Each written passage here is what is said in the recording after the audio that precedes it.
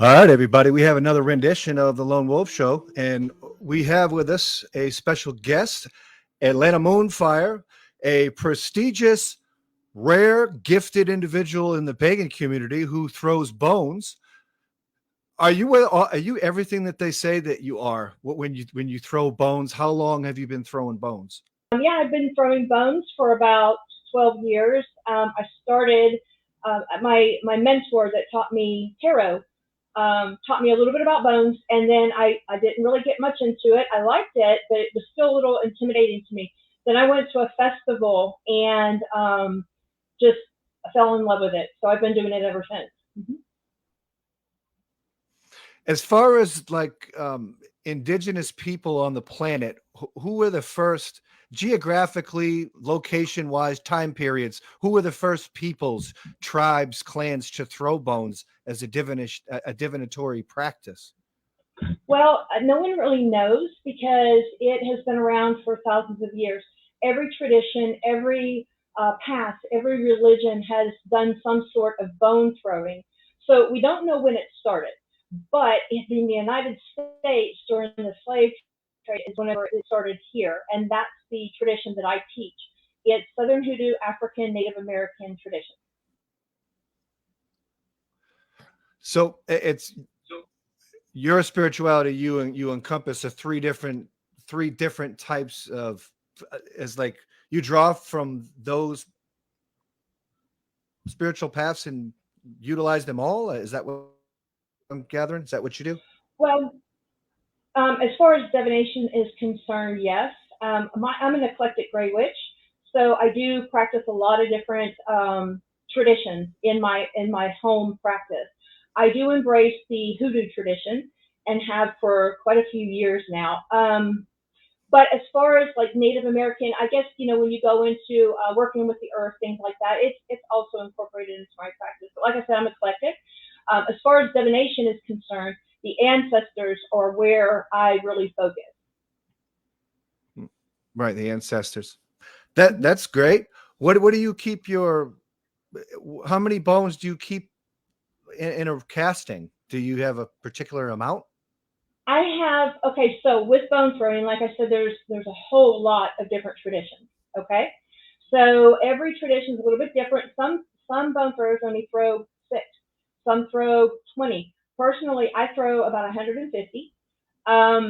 And that's just an average. And I do take some out, add some in. But once you form a bond with them, you tend to kind of keep them in your kit, and because you actually they become like a living, breathing thing. You actually feed them, you clean them. I sleep with them next to my bed. I mean, it's just so yeah. I throw about 150 at once. So like you're the real deal thing. Like but you're the bone witch, man. That's my Like you're job. the bone witch. That's really cool. And there's you work with an assortment of 150 different bones, and each Hmm. one of those bones. And so we're going to get probably deeper when we're talking about that because so you develop you hold the bone in your hand and it gives you up a vibe, Hmm. and and that vibe is just and every reading is so you might have one bone that get trigger certain feelings or Exactly. answers.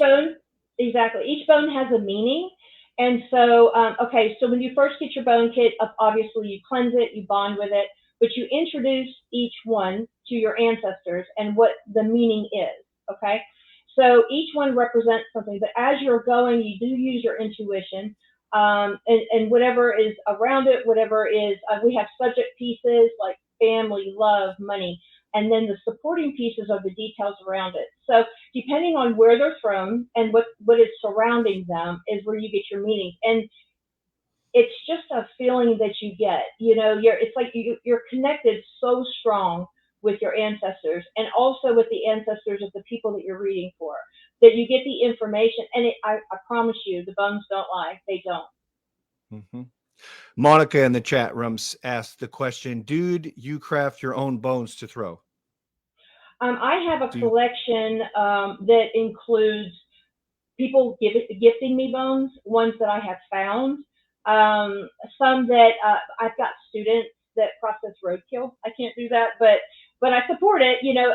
And what we do is we honor the animal and we cleanse it of any negativity. But you kind of do that with them anyway. I do have some that I've bought as well, but it's like a collective mix. You can kind of tell. Well, with each one, you want to honor it and respect it, and you don't know what kind of life it led. You don't know how it passed, so you want to kind of, give it the honor that it deserves. Does that make sense? But yes, Mhm. so my kit is very collective of a lot of different ways that I've got them in. And let me also make note that in the tradition that I throw, you throw bones, seashells, and Cheerios, little trinkets, things like that. But they're all called the bones, but predominantly it's bones. So you can use it doesn't necessarily have to be a bone. It could be a trinket that's in there. Like you.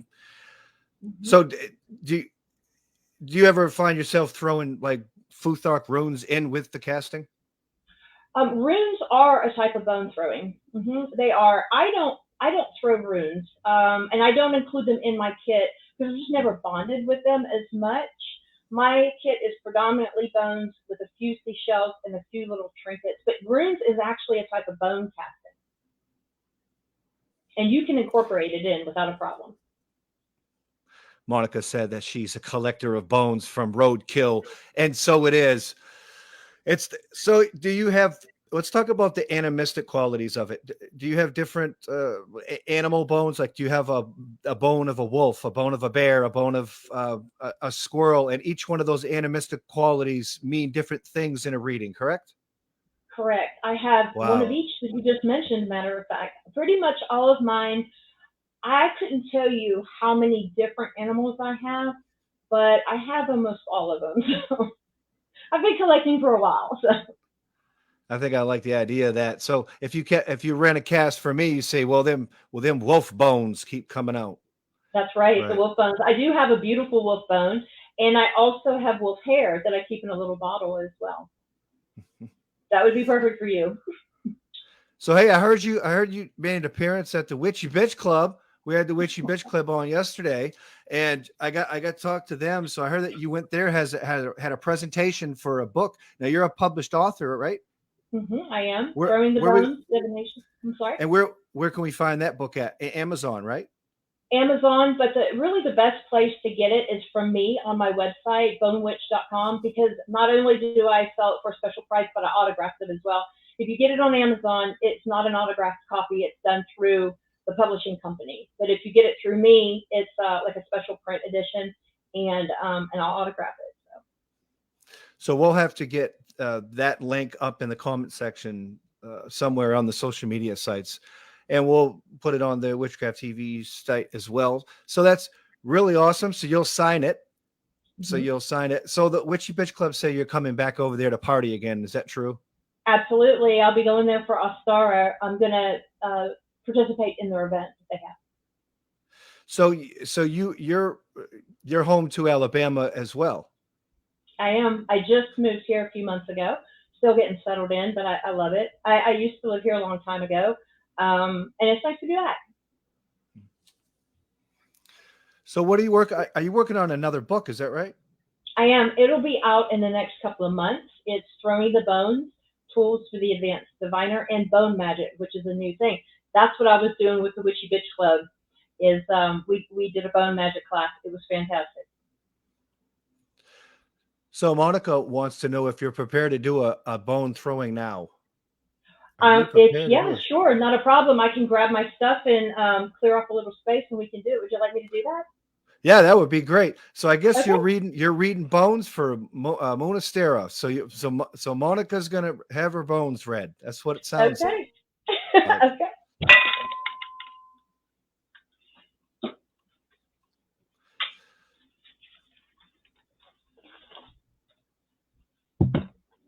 Okay. It'll take me just a second. Does anybody else have any questions while I'm sitting up? This is great, man. This is great right here. Really, I like this, man. I like this a lot. I, you know, so you've been reading. you've been reading bones, casting bones for a very long time. You have one published book. You got one on the way. And what other endeavors do you have as far as your career goes? I mean, what kind of career do you label yourself as a contemporary witch?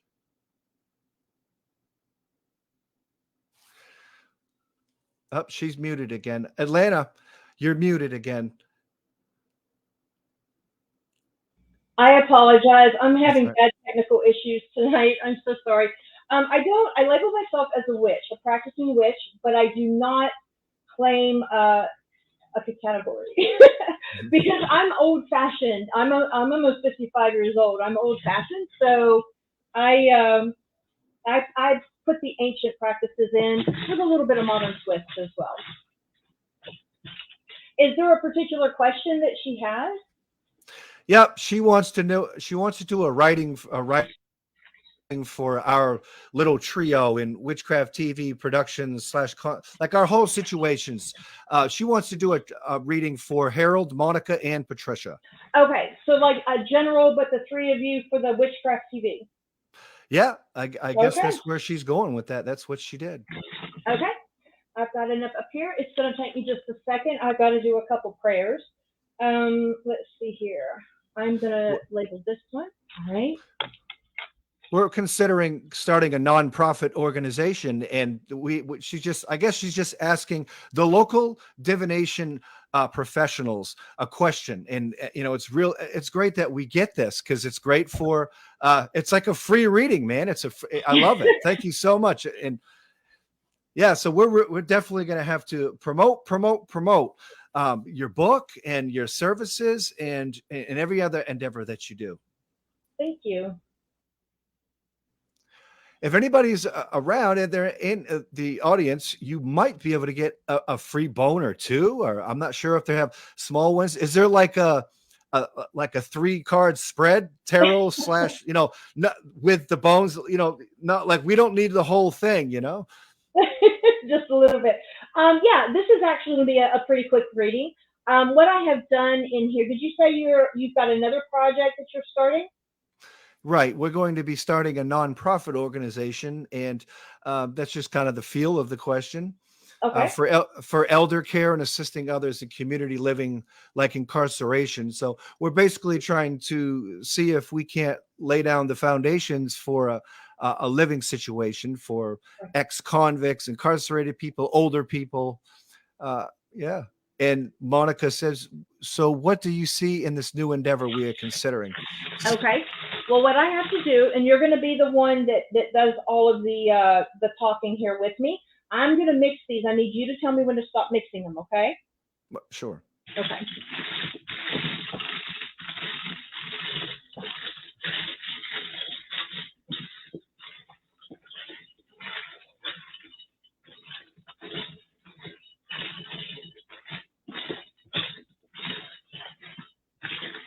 You want me to keep going?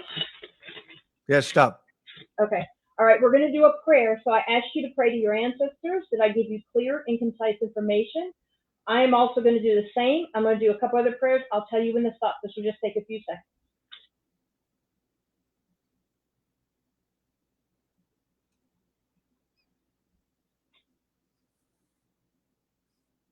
Okay.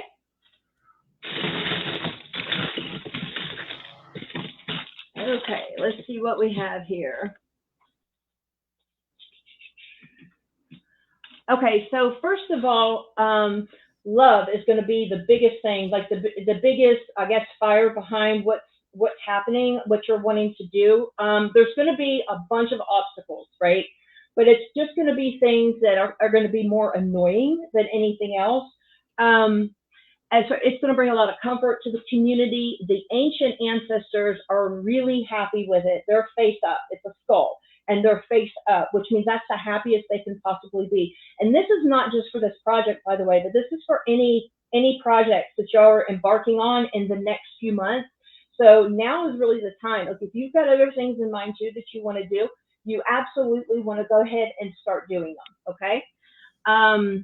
There's some unhealthy energy that's kind of lurking around, but it's mostly like jealousy. All right. Like other people. I mean, I know that like we all work in the community, and we're all trying to do good together, but there's going to be some jealousy that's going to rear its nasty head, and that's where your obstacles are going to be, is through jealousy. So just kind of, do a lot of your energy work and stuff like that, protection around any project, because your projects right now, all the ideas that you've got that you're tossing around in your head are going to be fantastic. They're going to move forward. Don't turn your back. Don't Make sure you're very realistic about it. Okay. The domino is on its side. And what that represents is like being in denial, being aware, being in denial, being aware. Okay. Because it's not one way or the other. And so just you're going to have to kind of be on your toes. But what you're going to do is going to be very successful. You just got to kind of get beyond the red tape, and those that are they're upset because maybe they didn't think of it before you did. And it's just like I said, it's just jealousy. It's little obstacles here and there. It's going to be a little bit crazy, a little bit of a crazy time. The spiral stone is there, but there's going to be abundance in the end. So what that's saying is that there's going to be abundance. There's going to be a great response from the community, and it's going to be successful. But you just got to keep going forward with it. Like, don't let the little things that other people are going to try to throw in your way, just scooch that out of the way. It's like with anything else, determination, but don't let like the little stuff get to you, because you have big things ahead. But like I said, any project that you start in the next few months, like if you've got other ideas, run with those as well. Like start delegating, who's doing what, and go ahead and get those started. And you got the cameo, which is one of the best pieces that you could get. And the cameo means like through all your hard work and listening to the ancestors and not letting those little things get in your way. That means everything's going to turn out beautiful. So yeah, any endeavor that you want to start on, definitely do. And you also got the Black Widow spider, which is really cute, because the Black Widow spider means kind of like using your charms to get what you want, not in a gross way, but like, relating to other people, things like that. Does that make sense? Mhm. Yeah, sounds great. I like it. You have a scorpion bone. I have a scorpion, I do, and then I also have a spider, a black widow spider, in a little jar. We have an agreement. If she stays in that jar, we're fine. But if she starts to creep out, she's dead. But she's starting to bust through a little bit. So I like spiders. I always have spiders like pop up under my pillow sometimes.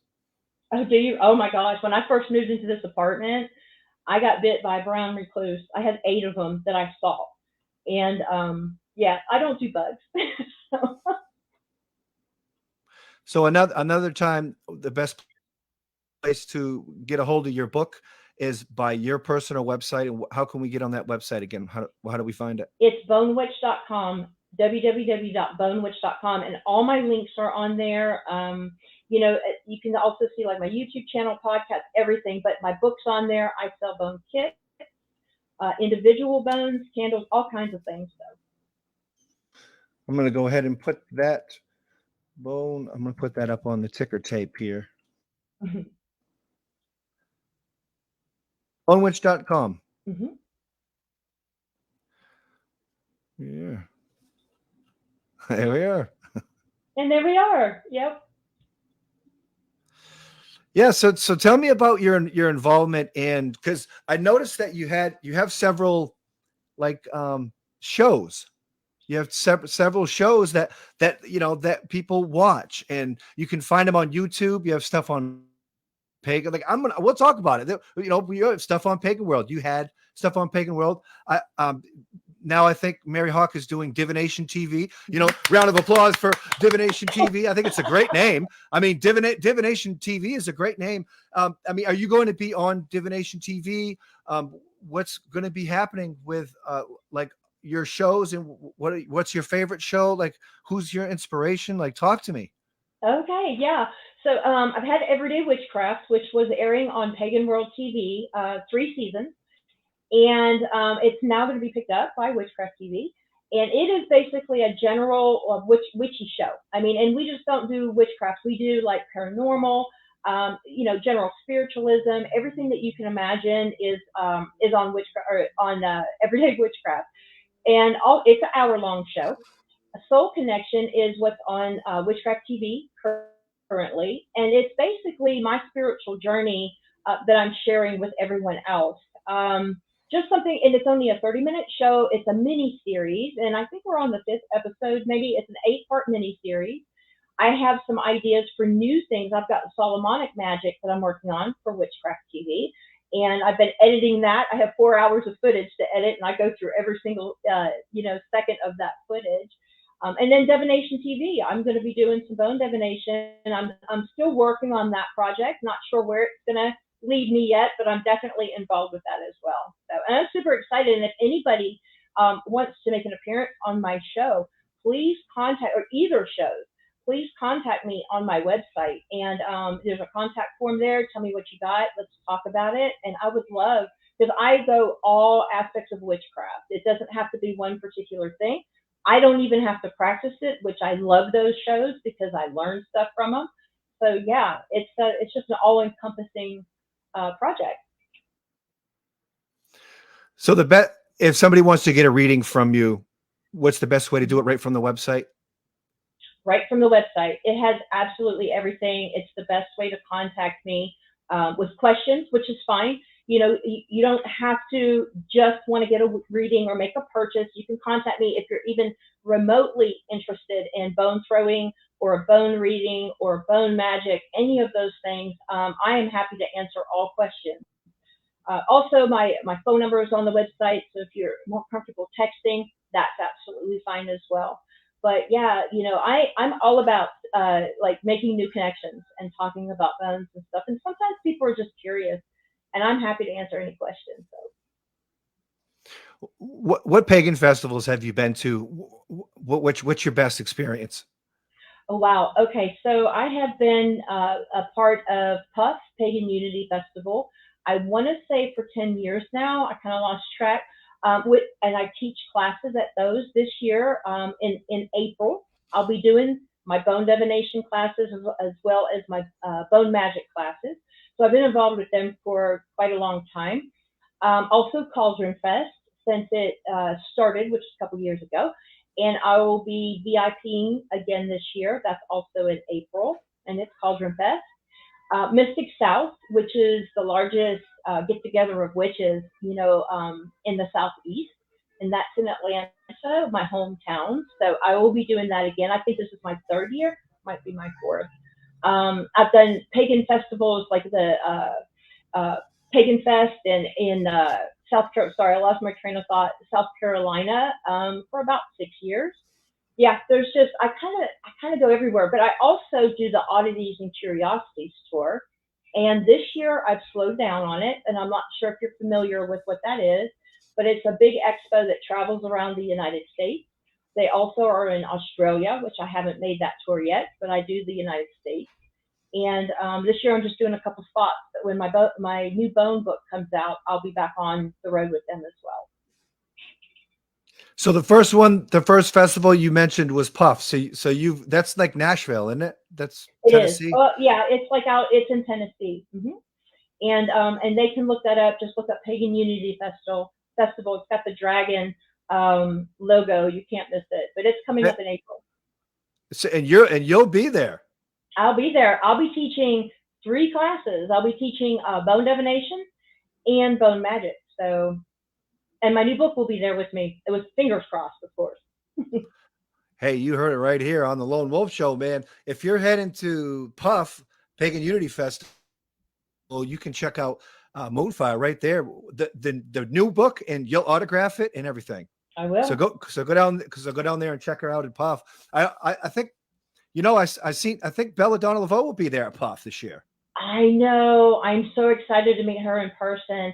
She has been a huge support for me in this in working, doing my shows and stuff. Like, she was one of my first guests on Everyday Witchcraft 3 seasons ago.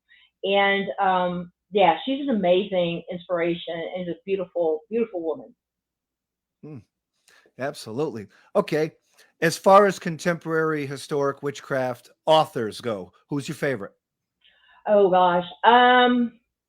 Let's see. More contemporary.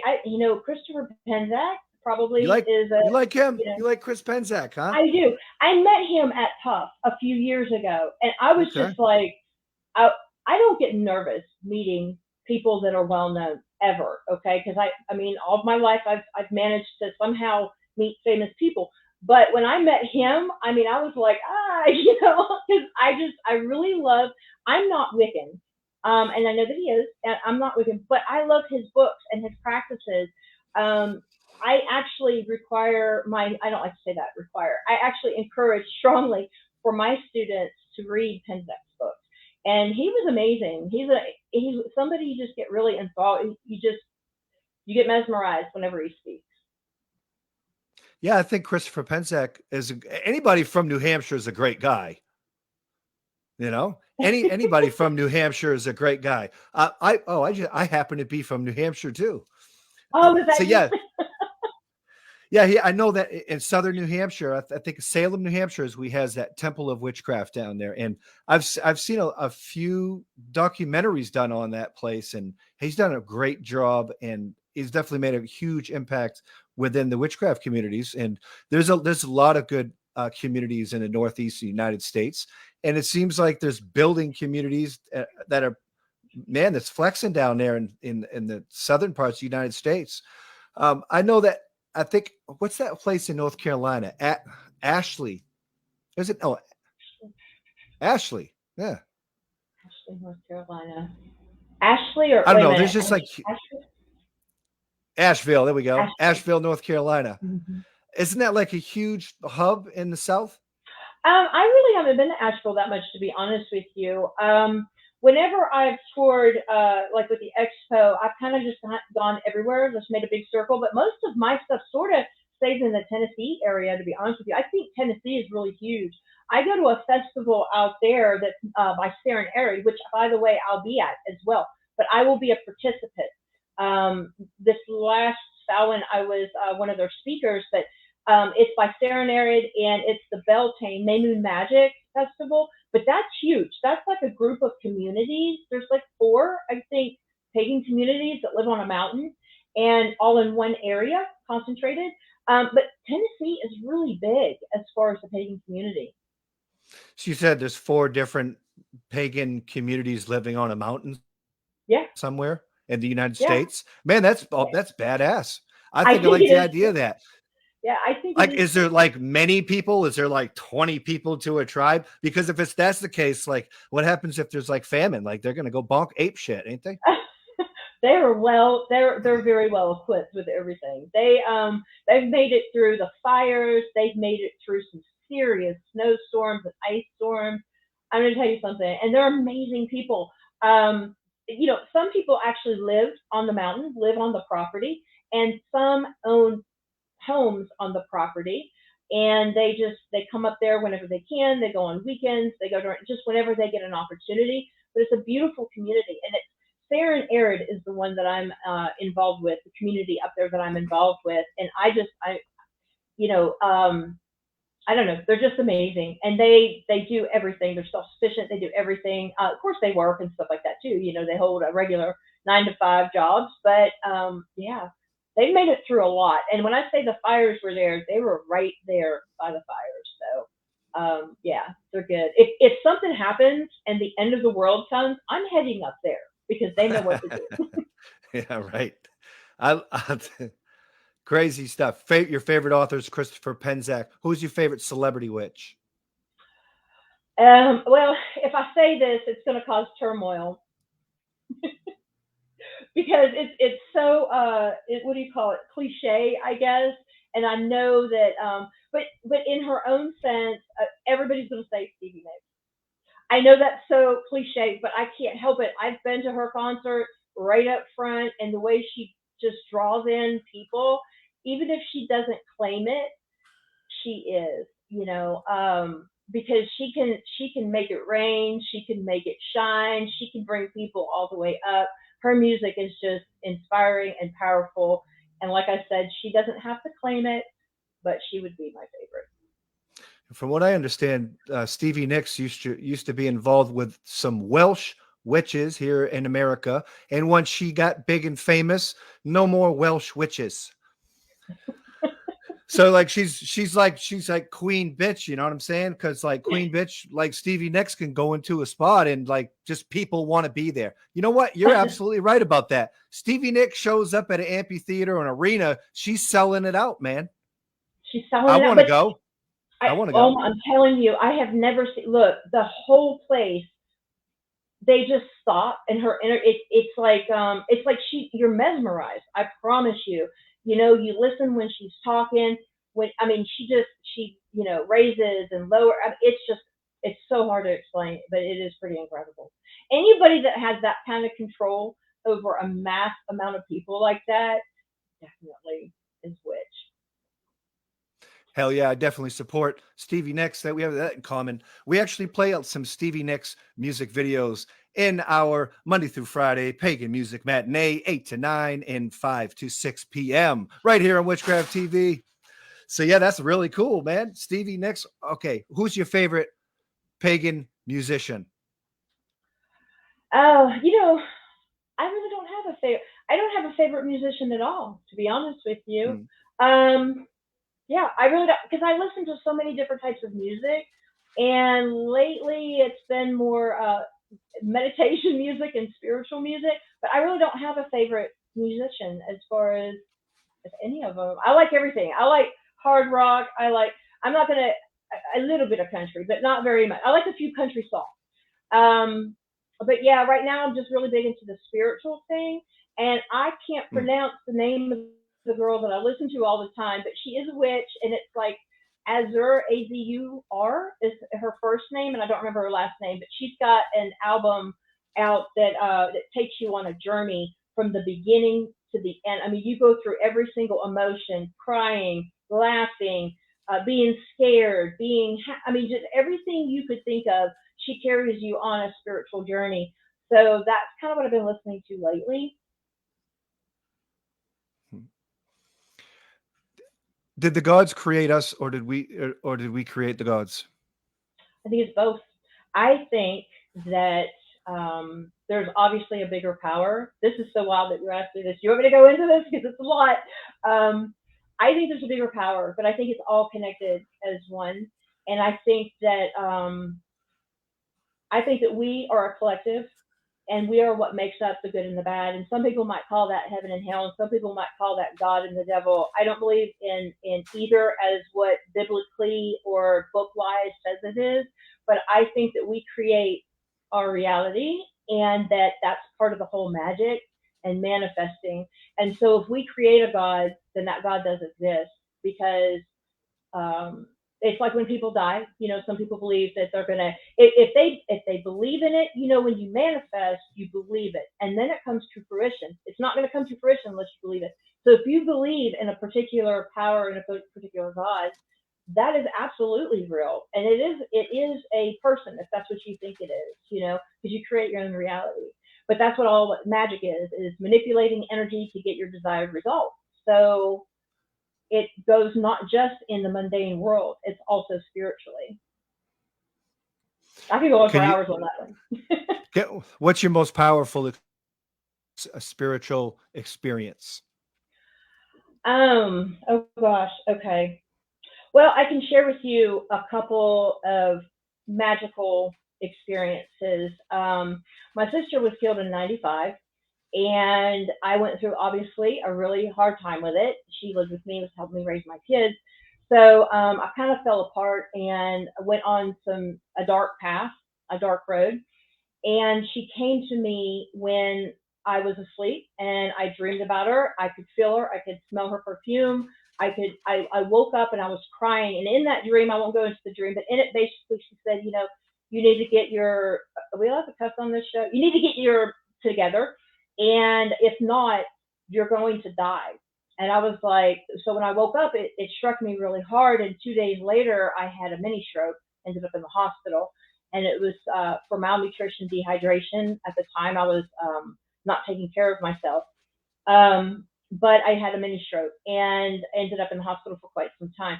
So that was a pretty big like change. It changed my life a lot, and it was around the time that I was learning tarot, and all that kind of coincides together.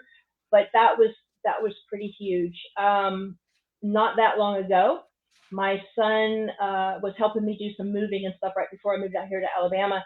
And when he's with me, I always do Reiki on him, and then I do a protective thing with the ancestors. Well, he was laying there, and I had finished Reiki. He was on the floor. I was standing above him, and I was doing the ancestral protection. And I have never seen in all of my practice so many ancestors. They were thick. It wasn't just like a circle of ancestors. It was a room full around him with their arms up. And I was like, I've never seen that before. So when he went to leave, he had about a 2-hour drive home. When he went to leave, I was like, are you sure you don't want to just stay for a minute and maybe close your eyes for a second? Or because I'd never seen that before, but I didn't want to freak him out. Well, he left, and not even an hour later, I get a phone call. He was in downtown Atlanta on the interstate, 6-car pileup. He was the first one that got hit. He walked away from that wreck. So I would say Wow. that's probably the most, yeah. And that was recent. Wow. Wow. Yeah. So was it like when you seen the ancestors, do you see them like in an like an etheric or like a was it like auric? I mean, I don't know how to Like, describe what it. did it look like? Usually when I see the ancestors, it's like they're in my experience, it's like they're more of a light. But that night, what I saw was more like people around him, and it was so many. I've never seen that many before in my life. It was really strange, and it was huge. Um, so yeah, it kind of hit me because it was so clear, and it was the clearest vision I'd ever seen like that. And so that's why I tried to get him to stay for just a little bit, but he needed to get home. But yeah, he walked away. He got a bruised shoulder, and he was the first one to get hit and ended up 6 cars. Yeah, but yeah, they were. It was pretty clear. They were pretty clear. They were like people standing there. Hmm. How long have you been practicing the craft, you think? I started when I was 14. I actually did not start the correct way, but well, I knew I was a witch when I was 14. I read the wrong book, and it was Necronomicon. Um, Put it What's it away on? because What the Necronomicon is wasn't that originally from like H.P. Wells or something like no. No. I don't remember who wrote it. I read it because okay, so when I started, like I said, I'm almost 55.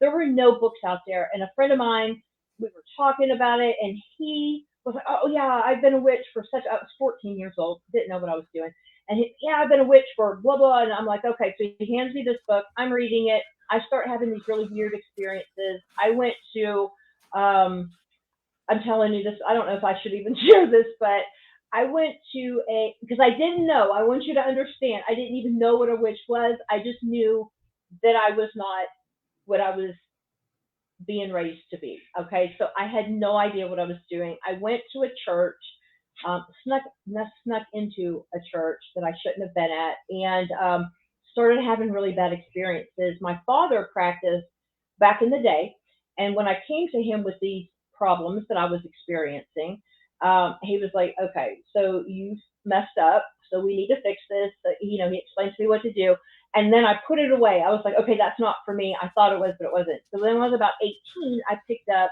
the Spiral Dance. I don't know if you know that book, but the Spiral Dance Yeah. and Yeah. Starhawk, I believe it Yeah. is. And I read that, and I was like, "Oh, wait a minute, it wasn't what I thought it was." So I started kind of being a little bit more interested, but we didn't have the internet, and where I lived, there were no books and things like that.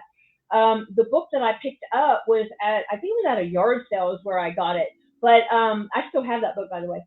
And then when I was about 25 is when my sister was killed is when I started really practicing. I had moved up north. I met Lauren, who's the one that taught me tarot and the bones, but he also was teaching me witchcraft. I made all the mistakes that you could possibly make. And by the time I was in my 30s, I really started settling down with it, and then joined a coven in my 40s. Um, got really serious with practicing it on a daily basis, probably in my late 30s. So yeah, I've been on my path for quite a while. But as far as being able to really live like I want to live, probably since my 30s, where I didn't have to I'm hide. still stuck. That's a great story, man. That's a great story. That's what we want to hear. Is we want to hear about the Atlanta Moonfire that nobody else wants to talk about. So that's awesome. The first kind of witchy occultic book that you read was the Necronomicon, and Yeah. I was thinking about that.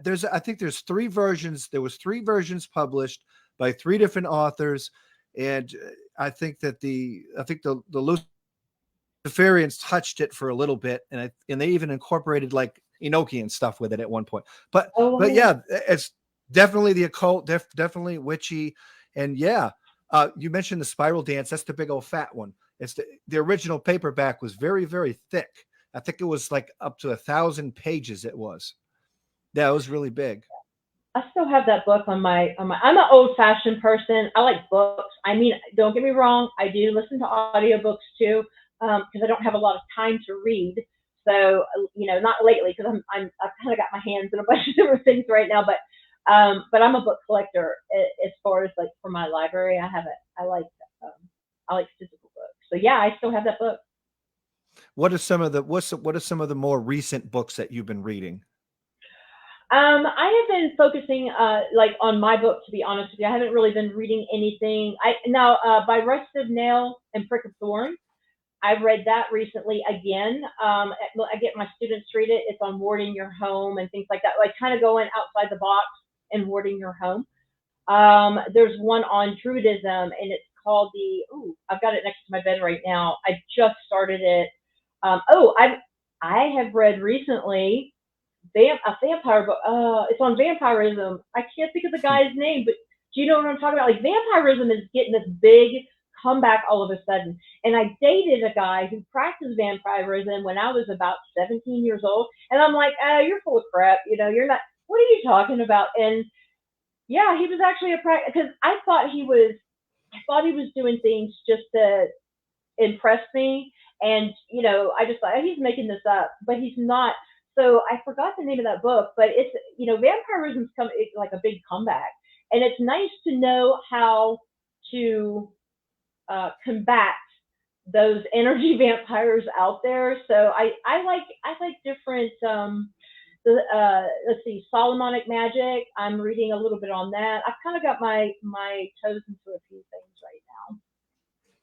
I was just thinking about the vampire boyfriend you had in your youth. Is that what you just said on the Lone Wolf Show? And you're talking about the energy type of vampires, right? So like the ones that walk into a room and just take the Like a room and dry, just like yeah.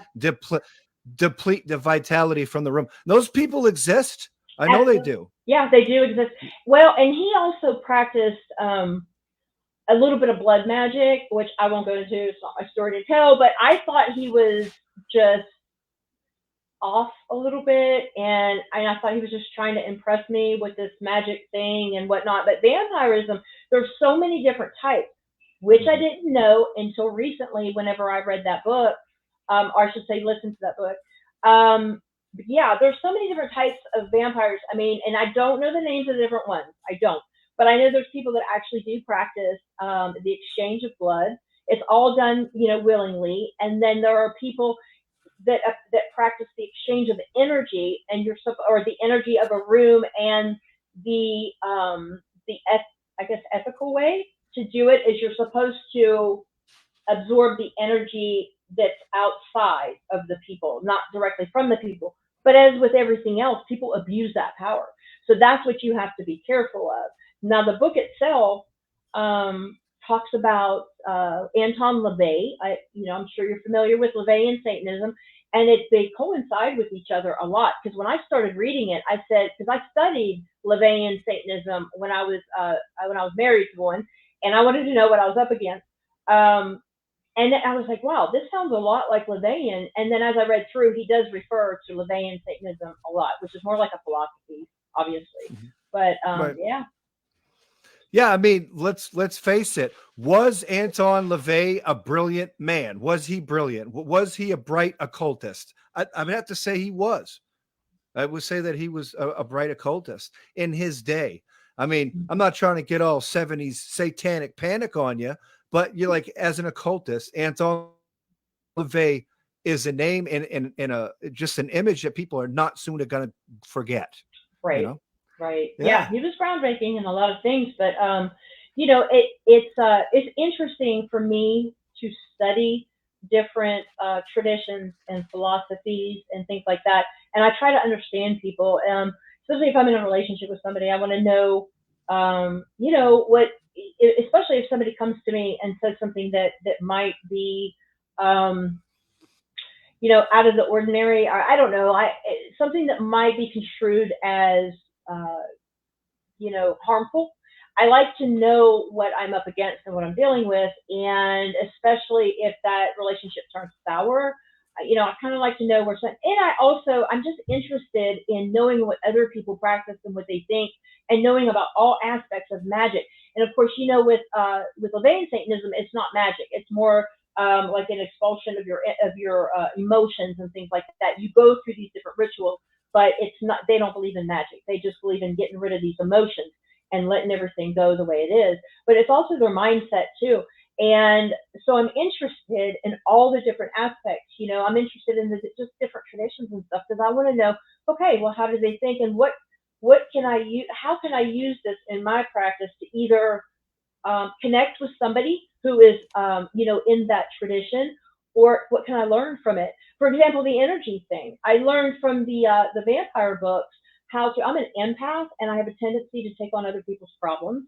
I also have a tendency to obviously feel what everybody else is feeling, or people have taken my energy before and just sucked me dry and have made me sick.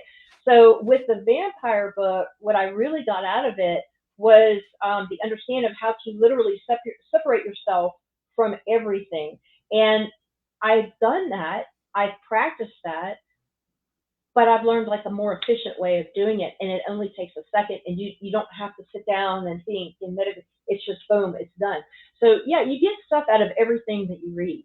Whether you agree with that particular path doesn't matter. It's like, what can you figure out that you can use? Atlanta Moonfire, thank you so much for coming on the Lone Wolf Show. I want a couple more questions before we let you go. But if you didn't know, bonewitch.com, if you want a personal reading from her and her book. What's the name of your book again? Throwing the Bones, Divination for the Modern Practitioner, and it's on my website. You check it right out there on bonewitch.com. What would be your advice to up and coming teeny buppers or some people that are new? Yeah, I don't know, mid 20s, 20s, teenagers. I don't want to say the word, because the labels, the newbies. What would be your advice to them fresh on the path? You know, you started with the Necronomicon and here you are today. What would be your advice today? Okay, so my advice would be to find people that can be a mentor or mentors to you and give you advice. Please do not just go randomly on the internet, on any kind of social media, although there are fantastic people out there. Really do your research and make sure it's a person. Please make sure it's a person, and a person that really lives the life. That's the key. If you can find somebody that's not just reading all the time, or you want a magical guide that lives the life as a practicing witch. That's what the most important thing is, to do your research. Absolutely agree with you there. Research and also discernment, because some things are not always as they appear. As from the wise words of Dorothy Morrison once told me when I was playing in the New Orleans graveyard, that all things are not always as they appear. Atlanta Moonfire, everybody, Lone Wolf Show. Check her out on bonewitch.com and check out her show. What do you think about your show on Witchcraft TV? Talk about it. Let's talk about it. Oh, I love it. Oh my gosh. I'm so excited about all the different things I've got in process for Witchcraft TV. And I'm just thankful that I even get to be a part of it. And I ask everybody to join me on Soul Connection Tuesday night at 8 o'clock. You heard it right here from the Bone Witch herself, Atlanta Moonfire. I'm out. Keep it right here, Witchcraft TV, www.witchcrafttv.online.